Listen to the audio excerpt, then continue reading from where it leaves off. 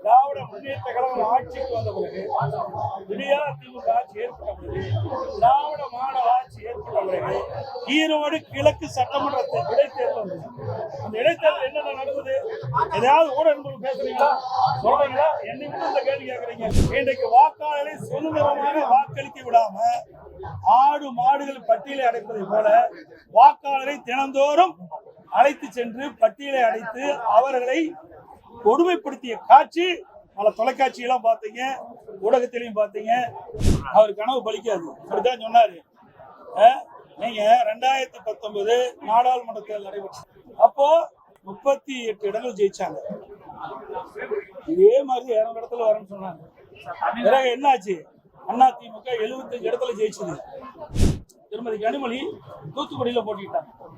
திமுக அங்க விழாத்துல சட்டமன்ற வேட்பாளர் திமுக போட்டிட்டாங்க. அங்க திமுக தோல்வி விட்டார். அங்கே நாடாளுமன்றத்துக்கு போட்டியிட்ட திருமதி கனிமொழி அவர்கள் கூடுதலான வாக்களை பெற்றார். இதுதான் தமிழ்நாட்டுடைய நிலை. அனைத்து ஊடகங்களுக்கும் பத்திரிகைகளுக்கும் காலை வணக்கம். இன்றைய தினம் அகில இந்திய பார்வையாளர்களுடைய மாநில பொதுச் செயலாளர், தேசிய துணைத் தலைவர், முன்னாள் சட்டமன்ற உறுப்பினர் டாக்டர் அண்ணன் பி.வி.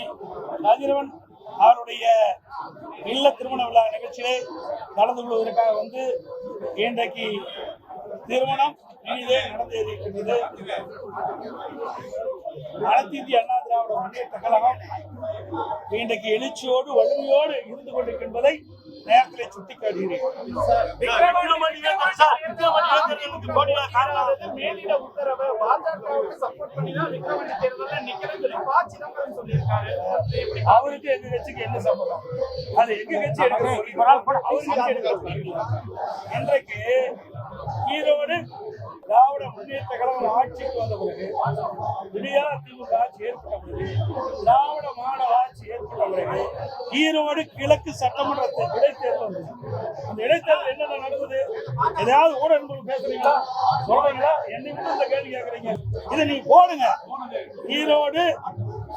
ஈரோடு கிழக்கு சட்டமன்ற இடைத்தேர்தல் ஜனநாயக இன்றைக்கு வாக்காளரை சுதந்திரமாக வாக்களிக்க விடாம ஆடு மாடுகள் பட்டியலை அடைப்பதை போல வாக்காளரை தினந்தோறும் அழைத்து சென்று பட்டியலை அடைத்து அவர்களை கொடுமைப்படுத்திய காட்சி பல தொலைக்காட்சியெல்லாம் பார்த்தீங்க, ஊடகத்திலையும் பார்த்தீங்க.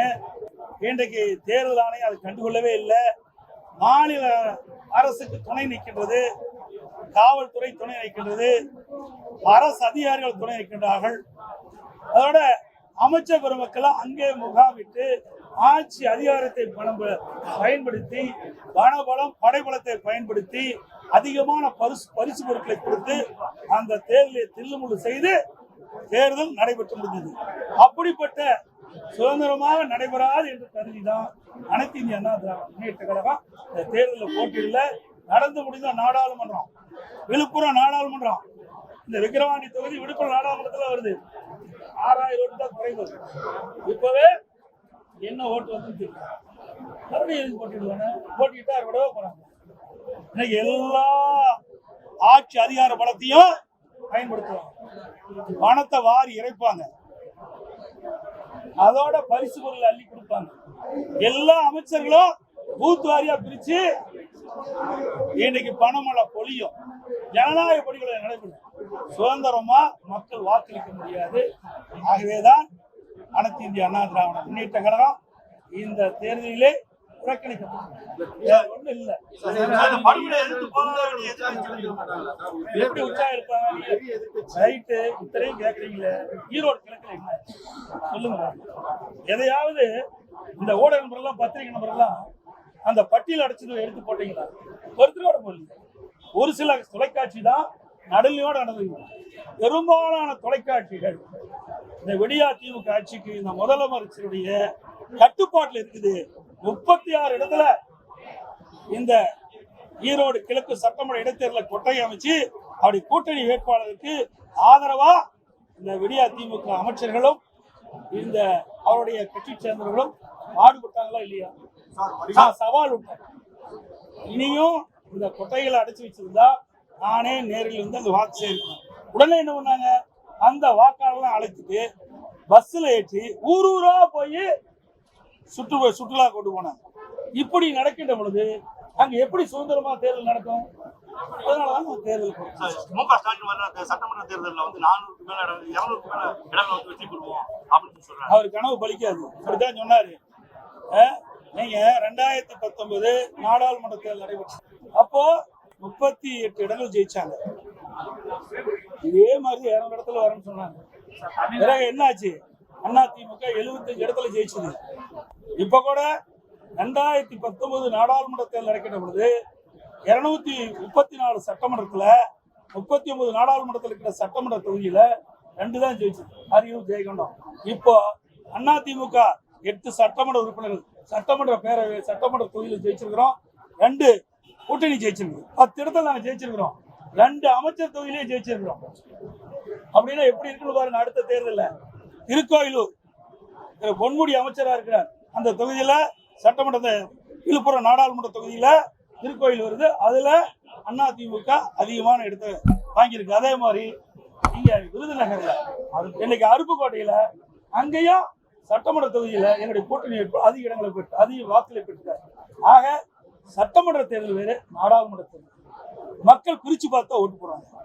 கடந்த 2019 நாடாளுமன்ற தேர்தல் வருகின்ற பொழுது அப்ப சட்டமன்ற இடைத்தேர்தல் வந்தது. உதாரணத்துக்கு அண்ணன் இருக்கார் திண்டுக்கல் நாடாளுமன்ற தொகுதியில திமுக வேட்பாளர் போட்டிடுறார். அங்க நிலக்கோட்டையில் இடைத்தேர்தல், அதுல திமுக வேட்பாளர் போட்டிடுறார். அதுல அதிமுகவும் போட்டிடுறார். அப்ப அதிமுக வேட்பாளர் 26 ஓட்டுல ஜெயிக்கிறார். திமுக வேட்பாளர் தோற்கிறார். நாடாளுமன்ற வேட்பாளர் அதிக வாக்குகளை பெறார். ஆக தமிழ்நாட்டு மக்களை பொறுத்த வரைக்கும் மத்தியில யார் ஆட்சி பெறணும்னு நினைக்கிறாங்க, மாநிலத்தில் யார் ஆட்சி பெறணும்னு நினைக்கிறாங்க, அப்படி பிரிச்சு பார்த்தா சிந்தித்து பார்த்தா வாக்களிக்கிறாங்க. நாடாளுமன்ற தேர்தல் வேற, சட்டமன்ற தேர்தல் வேற. அதே மாதிரி விளாத்திக்குளத்திலையும் அதே மாதிரி நாடாளுமன்ற தேர்தலில் திருமதி கனிமொழி தூத்துக்குடியில போட்டிட்டாங்க திமுக. அங்க விளாத்திக்குள சட்டமன்ற வேட்பாளர் திமுக போட்டிட்டாங்க. அங்க திமுக தோல்வி விட்டுறாங்க. அங்கே நாடாளுமன்றத்துக்கு போட்டியிட்ட திருமதி கனிமொழி அவர்கள் கூடுதலான வாக்குகளை பெற்றார். இதுதான் தமிழ்நாட்டுடைய நிலை. 2014 என்ன நடந்தது? எத்தனை இடம் கிடைச்சது திமுக? 2014ஆம் ஆண்டு நாடாளுமன்ற தேர்தலில் எத்தனை இடங்களை திமுக வெற்றி பெற்றது? 9 இடத்துல 3ஆவது இடம் வந்தது. 2 இடத்துல டெபாசிட் போச்சு. தருமபுரியும் கன்னியாகுமரியும். ஏன் அவரெல்லாம் மீண்டும் ஆட்சி கொள்ள மீண்டும் ஜெயிக்கல? 91ல 2 எம்எல்ஏ தான் ஜெயிச்சாங்க. ஆக மாறி மாறி தான் வரும். இந்த அரசியல் கட்சியை பொறுத்த வரைக்கும் எல்லா தேர்தலிலுமே எந்த கட்சி வெற்றி பெற்ற சரித்திரம் கிடையாது. எல்லா கட்சியுமே தொடர்ந்து தோல்வி தான் கிடைக்கிறது. வெற்றி தோல்வி மாறி மாறி தான் வரும். அப்படித்தான் இந்த தேர்தலும் 2026 தமிழகத்தில் நடைபெற்ற சட்டமன்ற பொதுத் தேர்தலில் அனைத்து இந்திய அண்ணா திராவிட முன்னேற்ற கழக தலைமையில் அமைக்கப்பட்ட கூட்டணி அதிக இடங்களில் வெல்லும். அனைத்து இந்திய அண்ணா திராவிட முன்னேற்ற கழகம் தனி பெரும்பான்மையோட ஆட்சி அமைக்கும். நன்றி, வணக்கம்.